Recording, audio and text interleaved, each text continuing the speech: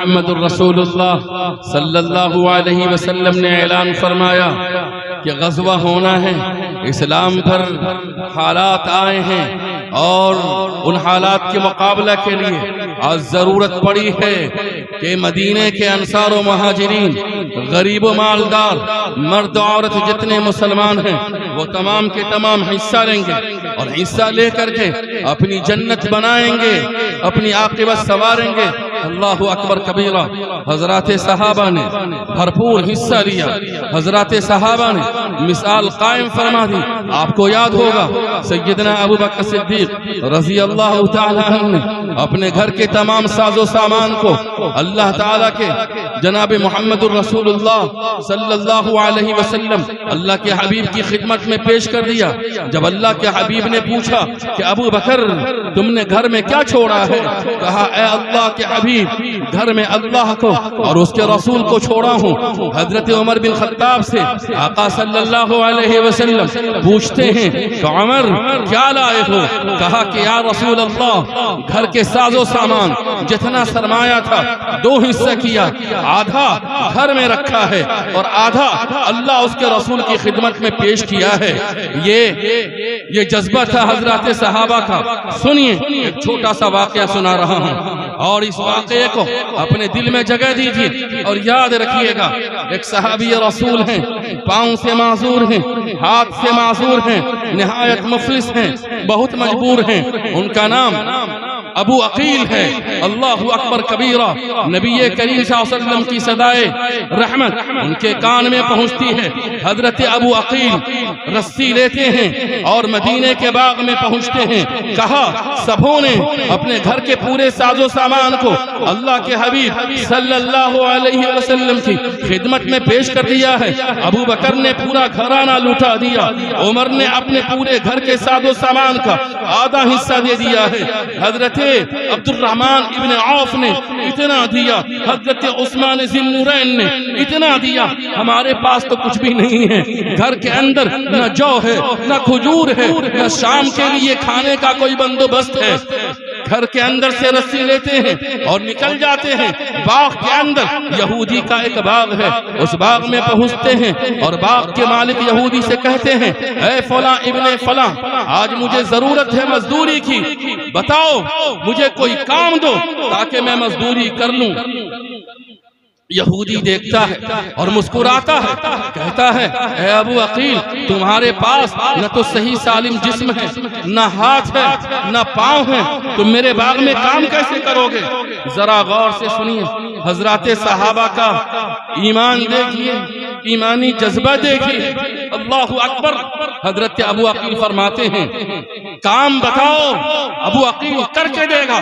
اس کے کمزور جسم کو نہ دیکھو، اس کے لاغر بدن کو نہ دیکھو، اس کے اپاہج ہاتھ کو نہ دیکھو، اس کے لنگڑے پاؤں کو نہ دیکھو، میرے دل کو دیکھو، جذبے کو دیکھو۔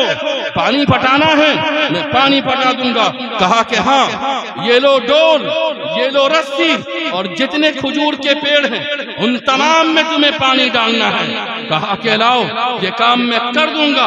حضرت ابو عقیل رضی اللہ تعالی عنہ اپنے لولے ہاتھ سے بالٹی پکڑتے ہیں، دانت سے رسی پکڑتے ہیں، کنواں پر پہنچتے ہیں اور اپنے اپاہج بدن کے ذریعے ڈول کو کنواں کے نیچے ڈالتے ہیں، کنواں کے اندر ڈالتے ہیں اور لولے ہاتھ سے پانی کھینچنا شروع کرتے ہیں۔ پانی کھینچ کر اس پورے باغ کے ایک ایک کھجور کے تنے کو اور اس کے جڑ کو پانی پٹا پٹا کر سیراب کر دیتے ہیں۔ صبح سے شام ہو جاتی ہے۔ حضرت ابو عقیل اپنے مجبور اور اپنے معذور بدن سے جب پورے باغ کو سیراب کر دیتے ہیں، کام مکمل فرما دیتے ہیں، تھکے ہوئے بدن سے یہودی کے پاس پہنچتے ہیں، کہتے ہیں اب مزدور کی مزدوری دی جائے، تم مجھے کھجور دو۔ مزدور کو مزدوری دی جاتی ہے، یہودی کھجور دیتا ہے اور اس کھجور کو کپڑے میں باندھ لیتے ہیں۔ جناب محمد الرسول اللہ صلی اللہ علیہ وسلم عصر کے بعد مسجد نبوی کے صحن میں اسی طرح سے باضابطہ کا ڈھیر لگا ہوا ہے، سونے بھی ہیں، چاندی بھی ہیں، اور وہاں پر اناج بھی ہے، جن سے جو ہو سکا نبی کریم صلی اللہ علیہ وسلم کی زبان رسالت سے بات نکلی تھی، وہ بات خالی نہیں جا سکتی تھی۔ دونوں جہان کے سردار کے زبان نبوت سے جو پیغام نکلا تھا، مسلمانوں نے اسے دل کے کان سے سنا تھا اور اس پر عمل کیا تھا۔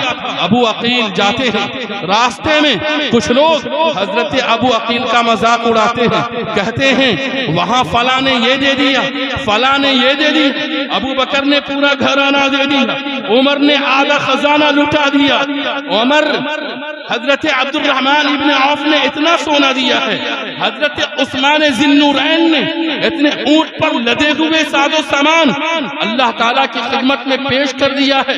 اے ابو عقیل، مٹھی پر کھجور لے کر کے جا رہے ہو، اس سے کیا ہوگا؟ حضرت ابو عقیل کی آنکھوں میں آنسو آ جاتے ہیں، جناب محمد الرسول اللہ صلی اللہ علیہ وسلم کی خدمت میں اپنے کپڑے میں باندھے ہوئے کھجور کو لے کر پیش کرتے ہیں اور کہتے ہیں اے دونوں جہان کے سردار، اے اللہ کے محبوب، اے اللہ کے آخری رسول، آج میں نے دن بھر مزدوری کر کے اللہ اس کے رسول کی خدمت میں یہ کھجور پیش کیا ہے۔ جناب محمد الرسول اللہ ان کی آنکھوں میں آنسو دیکھتے ہیں اور اس کے کھجور کو دونوں ہاتھ سے قبول کرتے ہیں، اور جو بھی سونے چاندی اور درہم و دینار اور سونے چاندی کے سکے تھے، ان تمام پر حضرت ابو عقیل رضی اللہ عنہ کے کمائے ہوئے کھجور کو چھینٹ دیتے ہیں اور کہتے ہیں اے ابو عقیل، آج تمہارے جذبے کو دیکھ کر رب ذوالجلال نے، ساتوں آسمان کے پروردگار نے، ساتوں زمین کے پروردگار نے، رب المشرقین نے، رب المغربین نے آج تمہارے ایمانی جذبے کو دیکھ کر کے قرآن کریم کے اندر آیت اتار دی ہے۔ جو لوگ تمہارا ٹھٹھا کرتے ہیں اور تمہارے جذبے کا مذاق اڑاتے ہیں، ابھی کچھ دیر پہلے حضرت جبرائیل امین آئے تھے اور کہا کہ فلاں ابن فلاں آج آپ کی لاج، آپ کی آواز پر لبیک کہنے کے لیے فلاں باغ میں گیا تھا، کچھ کھجور لے کر کے آ رہا ہے، اسے قبول کر لیجئے گا اور کہیے گا کہ تمہارے کھجور کو اللہ تعالیٰ نے قبول کیا ہے، اور کہا کہ یہ سونے چاندی سے زیادہ وزنی اے ابو عقیل، آج یہ تمہاری مٹھی پر کھجور ہے۔ اے مسلمانوں،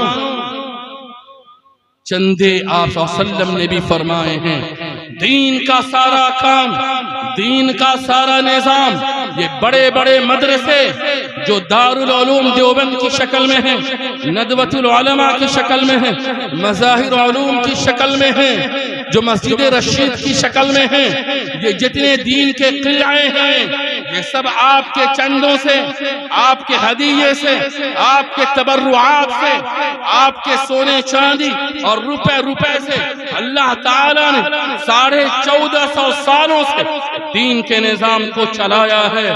اسلام آباد کے مسلمان زندہ دل مسلمان ہیں، آپ کے مکانات پختہ ہیں، پکا کے ہیں، اس میں پنکھے ہیں، اس میں اے سی ہے، اس میں کولر ہے، اور اس میں خوبصورت ٹائل اور عمدہ سے عمدہ ماربل لگے ہوئے ہیں۔ اللہ تعالیٰ کے گھر کی بنیاد ڈال دی گئی ہے، اللہ تعالیٰ کا یہ گھر باقی رہے گا، اور آپ ہم نہیں ہوں گے، اللہ کا گھر رہے گا۔ اس کے مناروں سے 5 وقت اللہ کی بڑائی بیان کی جائے گی، اللہ تعالیٰ کی کبریائی بیان کی جائے گی۔